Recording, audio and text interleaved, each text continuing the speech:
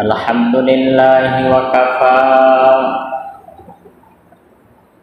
wa salamun ala ibadihi alladzina astafa.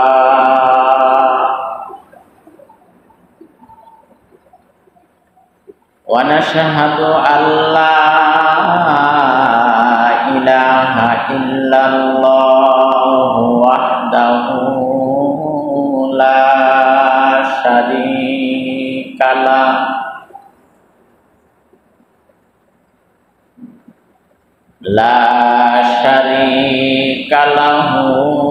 wa la nadhira lahu wa la wazira lahu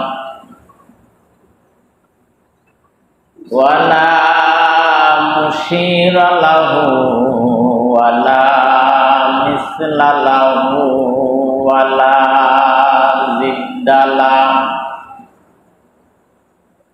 wa la zidda lahu wa la nidda lahu. Wa nashhadu an la sayyidina wa sanadana wa habibina wa tabibina wa habiba qulubina wa habiba maulana wa aulana Muhammadan abduhu wa rasuluh. Faqad qala Allahu ta'ala fi kalamihil majid wal furqanil hamid.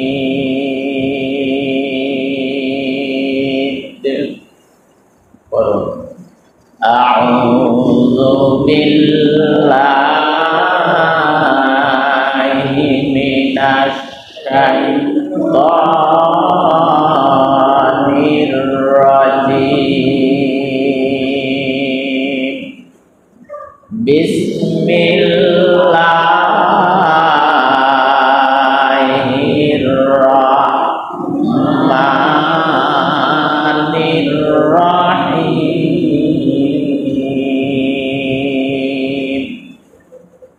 Ara'aital ladzi yukadzibu bid-din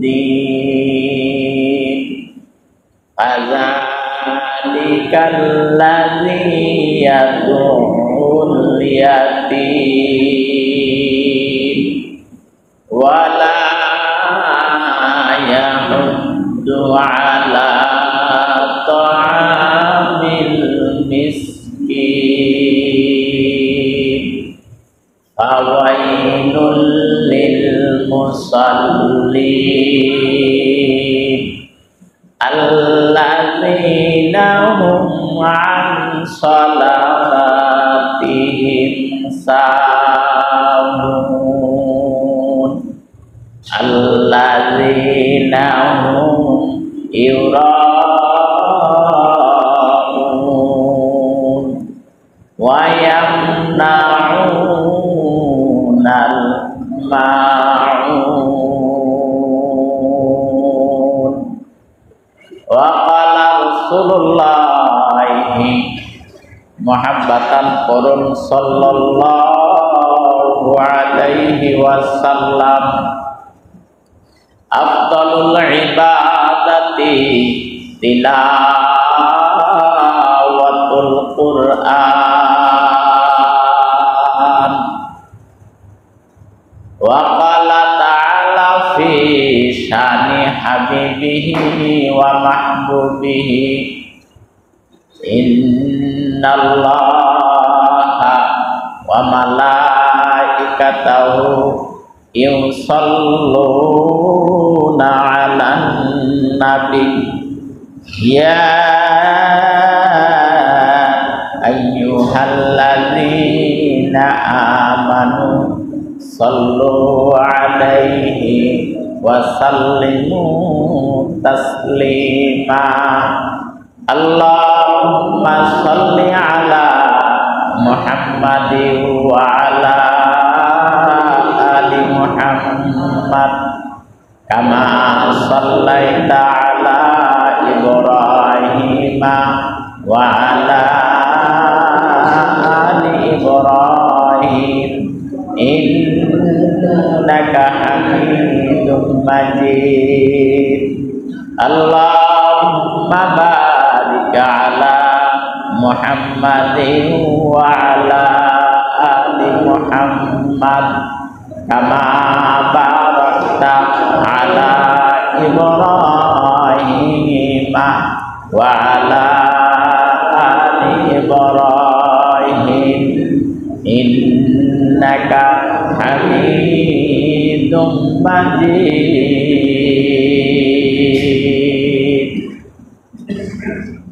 আল্লাহ জাল্লা শাআনুহুর দরবারে লাখো কোটি তারিফ এবং শুকর গুজার করছি যে আল্লাহ সুবহানাহু ওয়া তাআলা আমাদেরকে ভালোবেসে সুস্থতা দান করে প্রতি সপ্তাহের ন্যায় এ সপ্তাহেও জুমার নামাজ পড়ার লক্ষ্যে মসজিদে আসা বসা নামাজের জন্য কবুল করছেন। এই জন্যে কালেমাত শুকুর জবান খুলে পড়ি আলহামদুলিল্লাহ। লাখো কোটি দরুদ হাবিবে দুজাহান সাইয়্যিদুল মুরসালিন আশরাফুল আম্বিয়া খাতামুন নাবিয়্যিন, যিনি সিরাজাম বাশিরা সিরাজাম মুনিরা, যাকে আল্লাহ সুবহানাহু ওয়া তাআলা মা আরসালনাকা ইল্লা রাহমাতাল লিল আলামিন বলে সাব্যস্ত করছেন। সেই মহান মানবকে স্মরণ করার নিমিত্তে আবেগ ভালোবাসা উজাড় করে দিয়ে অবনত মস্তকে পড়ি সাল্লাল্লাহু আলাইহি ওয়াসাল্লাম। আল্লাহ সুবহানাহু ওয়া তাআলার প্রশংসা, নবীর উপরে দরুদ আদায় অন্তে আজকে যে আয়াতে কারিমাটা আপনাদের সামনে তেলাওয়াত করা হয়েছে, এটা 7 আয়াত বিশিষ্ট একটা সূরা। যেই সূরাটা আমরা যেনারা কোরআন শরীফ তেলাওয়াত করতে জানি তেনাদের তো মোটামুটি ধারণাই আছে, আবার যেনারা জানি না তেনাদেরও মোটামুটি এই সূরাটা মুখস্থ হয়ে গেছে। কবে কখন কোন সময় কিভাবে যে মুখস্থ হয়েছে এই দিন কোন সময় নির্দিষ্ট করে বলা মুশকিল। কারণ অনেক সূরা আছে যেগুলা ইমামের পিছনে দাঁড়ায় শুনতে শুনতে মুসল্লিদের মুখস্থ হয়ে গেছে। তবে কোন দিন কোন ওয়াক্তের নামাজে শুনে মুখস্থ করছে এইটা বলা মুশকিল। তবে একাধিকবার শুনে মুখস্থ হয়েছে এটাই বাস্তব। তো এই সূরাটা কালামে পাকের মধ্যে 114টা সূরা আছে। কয়টা সূরা? 114টা সূরা কালামে পাকের মধ্যে স্থান পেয়েছে। ক্রমিক নম্বর অনুযায়ী এই সূরাটার সিরিয়াল 107 নম্বরে আছে। এই সূরার পরে আরো 7টা সূরা আছে। এই সূরাটা রাসূলুল্লাহ সাল্লাল্লাহু আলাইহি ওয়াসাল্লামের জন্মভূমি মাতৃভূমি মক্কা নগরীতে নাযিল হয়েছে। আজকে এই সূরাটা আমি আপনাদের সামনে তেলাওয়াত করেছি।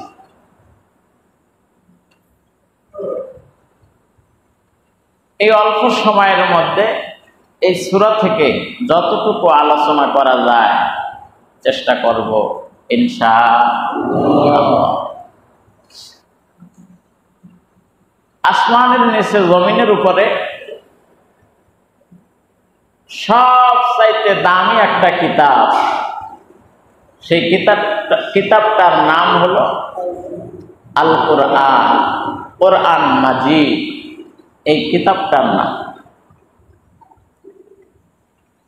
এই কিতাব আল্লাহ সুবহানাহু ওয়া তাআলা এই দুনিয়াতে দিছেন আমি আর আপনি যেন সঠিকভাবে জমিনের উপরে বিচরণ করতে পারি, চলতে পারি, ফিরতে পারি, উঠতে পারি, বসতে পারি। সব দিক নির্দেশনা আল্লাহ পাক এই কোরআনের মধ্যে দিয়ে দিচ্ছে। এমন কোন দিক নির্দেশনা নেই যেটা কোরআনের মধ্যে দেওয়া হয়নি। আপনার ভালো কোন দিকটা হবে সেটাও আল্লাহ পাক কোরআনের মধ্যে দিচ্ছেন। কোন দিকটা আপনার জন্য মন্দ হবে সে দিকটাও আল্লাহ পাক কোরআনের মধ্যে দিয়ে দিচ্ছে। এখন আমার আর আপনার বোধ শক্তি দিয়ে সেই ভালো আর মন্দ পার্থক্য করে চলার নামই হলো মানুষ। যা আকল কাজ করে না, ব্রেন কাজ করে না, তিনি সমাজের মানুষ থাকে না, তখন তিনি হয়ে যায় পাগল। কথা কন, তখন তিনি পাগল বলে সাব্যস্ত হয়। কেন? ওনার আকল কাজ করতেছে না, ওনার জ্ঞান কাজ করতেছে না, ওনার মেধা কাজ করতেছে না, যে কারণে উনি পাগল। কখন শরীর দেখে রাখা লাগবে, কখন কোন কাজটা সঠিক নির্ণয় করতে হবে, এটা কাজ না করার কারণে ওই মানুষটা পাগল বলে সাব্যস্ত হয়। আর যিনি সঠিকভাবে জীবন যাপন করতে পারে, আল্লাহ পাকের ভাষায় আল্লাহ বলেন আর রহমান আল্লামাল কুরআন খালাকাল ইনসান। দয়াময় রহমান তিনি, যিনি নাযিল করেছেন কোরআন আর বানিয়েছেন ইনসান। গত সপ্তাহে বলেছিলাম যে মুহাম্মদ রাসূলুল্লাহ সাল্লাল্লাহু আলাইহি ওয়াসাল্লাম তিনি হলেন মহাবৈজ্ঞানিক, আর কোরআন হইল একটা বৈজ্ঞানিক গ্রন্থ। সুবহানাল্লাহ।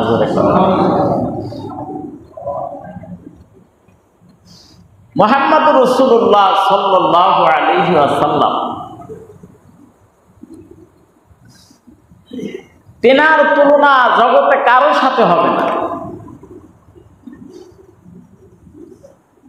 তিনি একাই 100। সুবহানাল্লাহ। তিনি পয়গম্বরদের সর্দার, নবীদের সর্দার। গোটা জগতের মধ্যে আল্লাহ সুবহানাহু ওয়া তাআলা তেনার হাবিবকে রহমত করে পাঠাইছে। এই রহমত শুধু আমার আপনার জন্য নয়, জগতের মধ্যে জমিনের উপরে, আসমানের উপরে যা কিছু আছে সকলের জন্যই আমার আপনার পয়গম্বর হলো রহমত।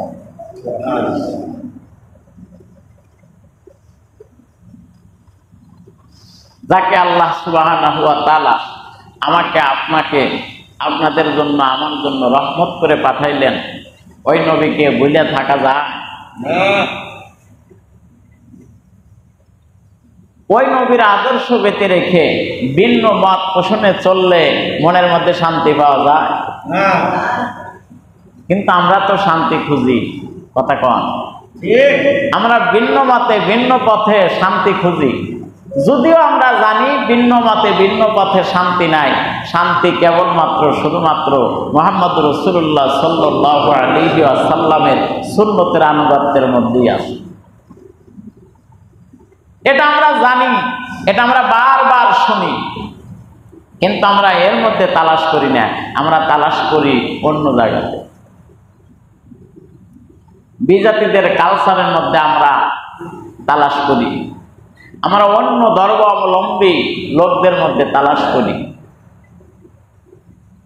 আসলে শান্তি কোন জায়গায় এটা আমরা তালাশ করতে যাই। আহকামুল হাকিম রব্বুল আলামিন মহাগ্রন্থ আল কোরআনের মধ্যে বলেন আরাআইতাল্লাযী ইউকাযযিবু বিদ্দীন। আল্লাহ সুবহানাহু ওয়া তাআলা এই জায়গায় বিদ্দীন, দিন, ধার্য সম্পর্কে ব্যক্ত করেছেন, কিয়ামতের দিনের কথা উপস্থাপন করেছেন। আখিরাতের ময়দান যে সংগঠিত হবে, কিয়ামতের মাঠ যে হবে, কিয়ামতের ময়দানে যে আমারে দাঁড়ানো লাগবে, অসংখ্য অগণিত মানুষের সামনে যে আমারে দাঁড় করায় রাখবে, সেই দিনটা আমার আপনার থেকে গত হয়ে গেছে নাকি সামনে আছে? গত হয়ে গেছে, সামনে আছে নাকি সামনে আছে? ওই দিনটা আমার আপনার সামনে অপেক্ষিত রয়েছে।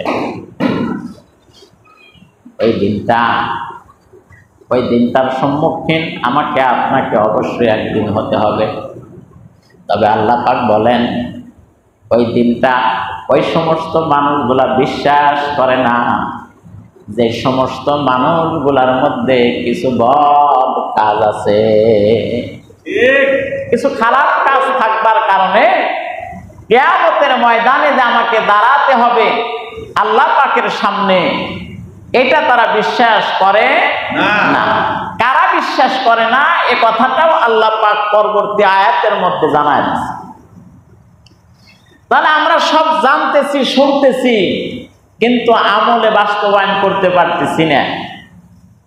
এটার জন্য আমাকে পাকড়াও করা হবে, এটার জন্য আমাকে কি করবে? ধরবে, আল্লাহ পাক ধরবে।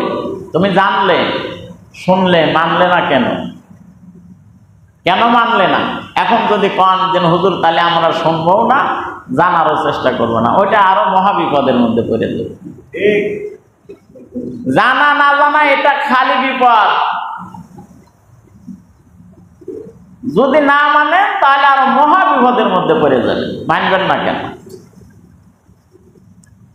কারণ দুনিয়ার এই জিন্দেগিতে,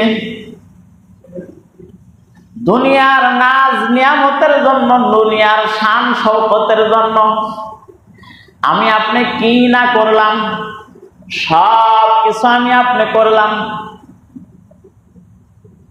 উদাহরণস্বরূপ এরকম বলা যায়, যদি আপনার একটা ছেলে বিবাহ করান অথবা একটা মেয়েকে বিবাহ দেন, বর্তমান সময় ছেলে মেয়ের বিবাহ হতে ডাম সেট আর বক্স সেট না আনলে যেন বিবাহ জমকায় না। বর্তমান সময়ে এটা আমার এলাকায় শুধু নয়, সব এলাকাতে এটা না হলে যেন বিবাহই হয় না। কি যে একটা, এটা আপনি কেন করলেন? আপনি তো পয়গম্বরের একজন উম্মত, আপনি তো আল্লাহ পাকের একজন বান্দা, আপনি তো আল্লাহ পাকের দেওয়া সূর্যের আলো দেন, আল্লাহ পাকের দেওয়া চাঁদের আলো দেখেন, আকাশের নক্ষত্র রাজিগুলো আপনি দেখতে পান, সব কিছু আল্লাহ পাকের অনুগ্রহে আপনি করেন, আপনি অনুধাবন করেন, আপনি বুঝতে পারেন। তাহলে আপনার ছেলের মেয়ের বিবাহের বন্ধনে এই বক্সের টানলেন, বড় একটা গরু আইনে জবাই করে সমাজের মানুষ, গ্রামের মানুষ, আত্মীয় স্বজনদেরকে খাওয়ান দাওয়ান করালেন। এই সব কিছুর পিছনে একটা উদ্দেশ্য, সেটা উদ্দেশ্যটা হলো সমাজ ব্যবস্থাপনাকে সন্তুষ্ট করা। বক্স আনলাম, এটা আমার ছেলে আবদার করছে তাই আনছি, আমার মেয়ে আবদার করছে তাই আনছি, নাকি কন? ছেলে মেয়ে আবদার করছে, ফেলে দিতে পারে নাই তাই আনছি। গরু আইনা খাওয়াইছি, এটা সমাজ ব্যবস্থাপনা, মানুষকে সন্তুষ্ট করছি। আত্মীয় স্বজন, বন্ধু বান্ধব, সব মানুষদের কাছে আমি ধরা, যে কারণে এই ব্যবস্থাপনা না করলে তো হয় না। সুতরাং এই ব্যবস্থাপনা করে আপনি খাওয়াইলেন, সব কিছু করলেন শুধুমাত্র সমাজ ব্যবস্থাপনা করবার জন্য, মানুষের সোসাইটি আপনি ধরে রাখবার জন্য, মানুষের মধ্যে দামি হবার জন্য, মানুষের মন বোঝানো, মন সোজানো, মন সন্তুষ্ট করবার জন্য। কিন্তু আপনি আপনার সন্তানের কথা রাখলেন, আপনি আপনার মেয়ের কথা রাখলেন, আপনি আত্মীয় স্বজনের কথা রাখলেন, প্রতিবেশীর কথা রাখলেন, বন্ধু মহলের কথা রাখলেন, কিন্তু রব যিনি আমাকে আপনাকে সৃষ্টি করেছেন তিনি তো বললেন, বান্দারে আমি তোমারে সুন্দর করে বানাইছি, এই সুন্দর করে বানানোর পিছনে আমার একটা কিন্তু উদ্দেশ্য আছে। বান্দা, হাজার ব্যস্ততার মধ্যে আমার উদ্দেশ্যটাকে তোমরা ভুলে যাও না। আল্লাহ পাক বলেন, সন্তানদের মায়ার মধ্যে পড়ে আমার কথা তোমরা ভুলে যাও না, বন্ধু মহলের মধ্যে পড়ে আমি মালিক আল্লাহ পাকের কথা ভুলে যাও না, আত্মীয় স্বজনের বন্ধনে আবদ্ধ হবার পরে আমি আল্লাহকে তোমরা ভুলে যাও না। আল্লাহকে ভুলে যাওয়ার কারণেই তো দুনিয়ার সব লালসার মধ্যে আমি গ্রেফতার হয়ে থাকি। সব হালাতে যদি আমি মালিককে দেখতে পাই, মালিককে যদি আমি দেখতে নাও পাই, অন্তত অন্তরের ভিতরে যদি এই অনুধাবন জাগ্রত থাকে, আমি না দেখলে কি হবে? তিনি তো আমারে দেখেন, তিনি দেখেন না? তিনি তো আমারে দেখেন, তিনি আমার সম্পর্কে জানেন, তিনি আমার সম্পর্কে বোঝেন। আল্লাহ বলেন আলিমুল গায়বি ওয়াশ শাহাদাতি হুয়ার রাহমানুর রহিম। আমার সাথে পড়েন আলিমুল গায়বি, বলেন আলিমুল গায়বি ওয়াশ শাহাদাতি হুয়ার রাহমানুর রহিম। জোরে কান আল্লাহু আকবার। জোরে কইলে সমস্যা আছে নাকি? ভয়ভীতি কয়? ভয়ভীতি আছে? ভয়ভীতি নাই। আল্লাহ পাকের প্রশংসা হর হামেশা করা দরকার। আমরা তো হর হামেশা করতে পারি না। হর হামেশা আল্লাহ পাকের প্রশংসা করা লাগবে। আল্লাহ বলেন আলিমুল গায়বি ওয়াশ শাহাদাতি হুয়ার রহমানুর রহিম। যেটা বলতেছিলাম, আমি আল্লাহকে না দেখলে কি হবে? তিনি কিন্তু আমারে দেখেন। তিনি আমারে দেখেন না? আপনি কোন হালাতে, কোন জায়গায়, কোন মানুষের মধ্যে অবস্থান করছেন, সব বিষয় আপনাকে মনিটরিং করতেছেন তিনি কে? তাহলে সেই মালিক আল্লাহকে আমি আপনি কেমনে ভুলে যাই? সবার কথাই তো আমি রাখলাম, বেটা বেটি সন্তান সন্তানতি আহাল পরিবার পরিজন সবার কথা রাখবার জন্য সবার আবদার আমি পূরণ করলাম। আর যিনি আমারে সৃষ্টি করেছেন, সুন্দর রিজিকের ফয়সালা করে দিয়েছেন, সুস্থতার জীবন আমাকে আপনাকে দান করে দিয়েছেন, আত্মীয়তার মহাব্বত এই অন্তরের মধ্যে জাগ্রত করে দিয়েছেন, বন্ধু মহলের মহাব্বত এই অন্তরের মধ্যে জাগ্রত করে দিয়েছে, প্রতিবেশীর মহাব্বত এই অন্তরের মধ্যে জাগ্রত করে দিয়েছে। যে মালিক এত কিছু করলো, সেই মালিককেই তো আমরা ভুলে গেলাম। ঠিক?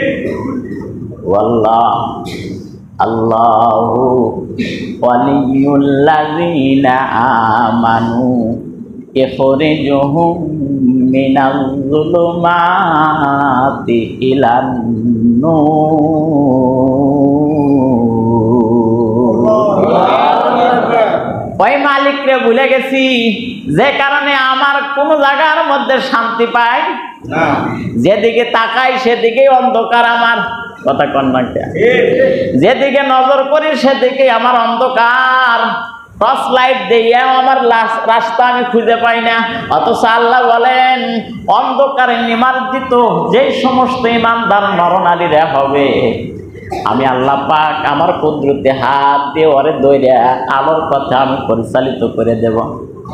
তার মানে বোঝা গেল, আমরা যদি আল্লাহকে যদি কখনো না ভুলে যাই, যদি আল্লাহ যে অভিভাবক আমাদের, এই অভিভাবক হিসেবে যদি আল্লাহ পাককে যদি আমরা মেনে নিতে পারি, তাহলে কখনো বিপদগ্রস্তের মধ্যে পড়লে আল্লাহ পাক কুদরতিভাবে সেই বিপদ থেকে আমারে উঠাইয়া দিবে। সুতরাং এখনো সময় আছে। আসুন না আমরা সেই মহান রব্বে কারিমকে হর হামেশা হর হালাতে সবার চাইতে প্রাধান্য দেওয়া দরকার আছে না নাই?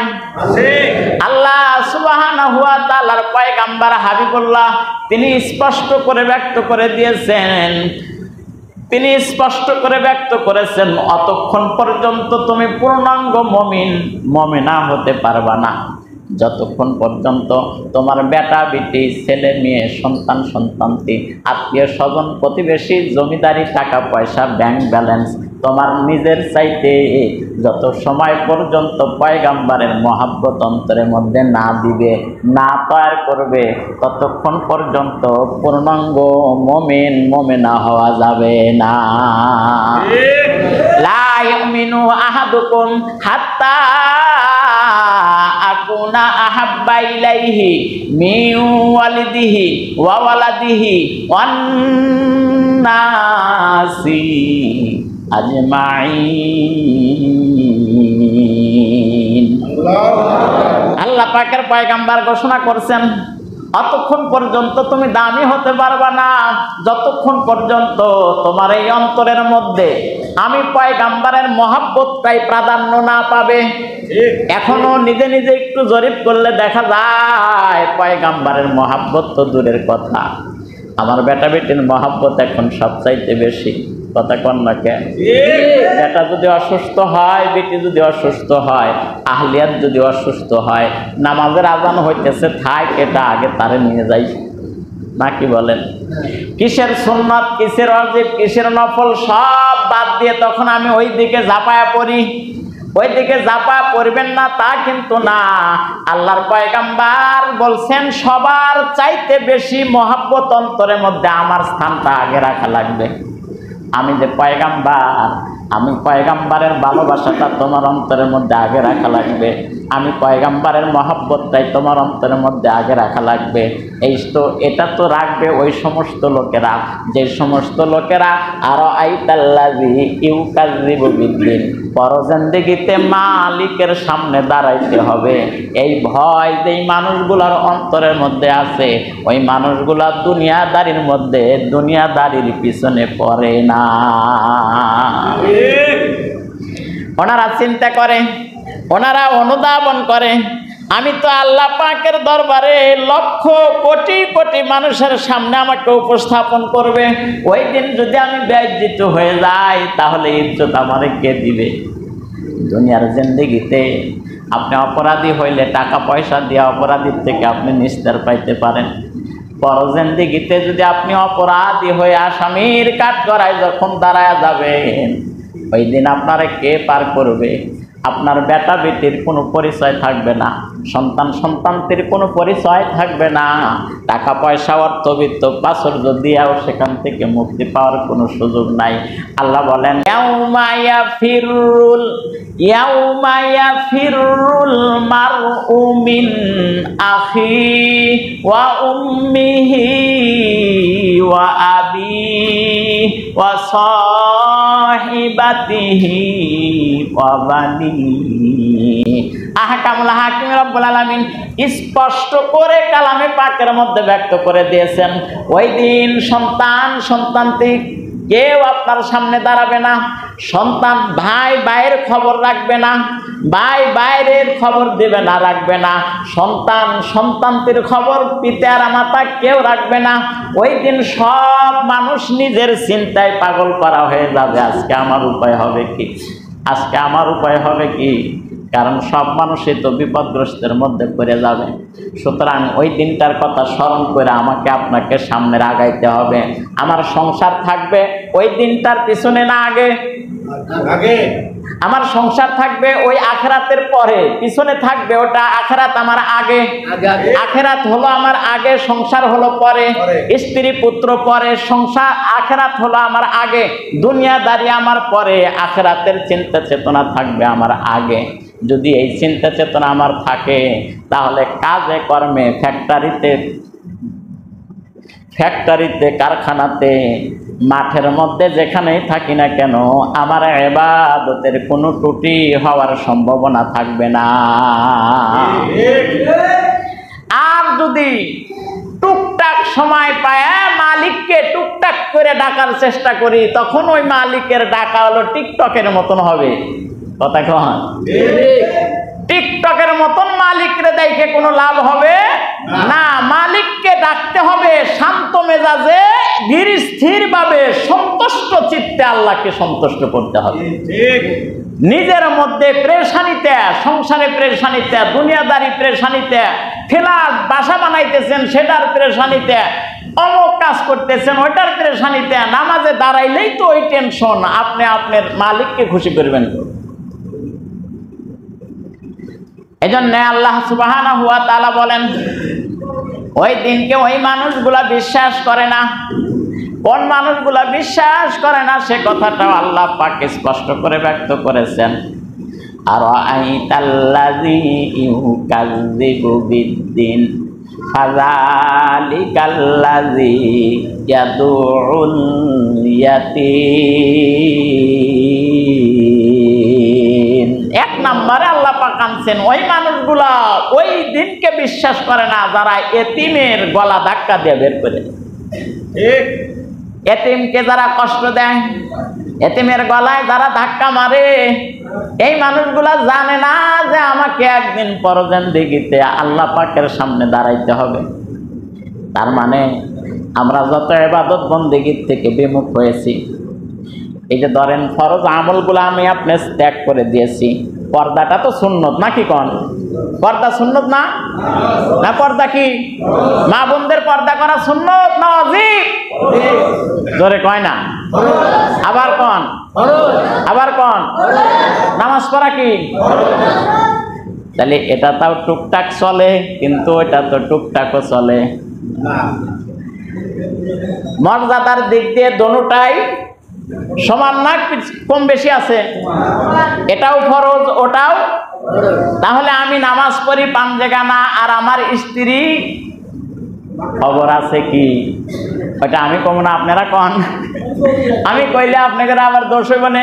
সুতরাং আপনারা কন যে নামাজ পড়লাম পাঞ্জেগানা, আমি স্বামী একজন ইমাম সাহেব, আমি নামাজ পড়ি নামাজ পড়াই, অথচ আমার স্ত্রী পর্দাপোশীদের কোনো খবর নাই। জোরে কন, এই খবর কি কোনোদিন নিছেন?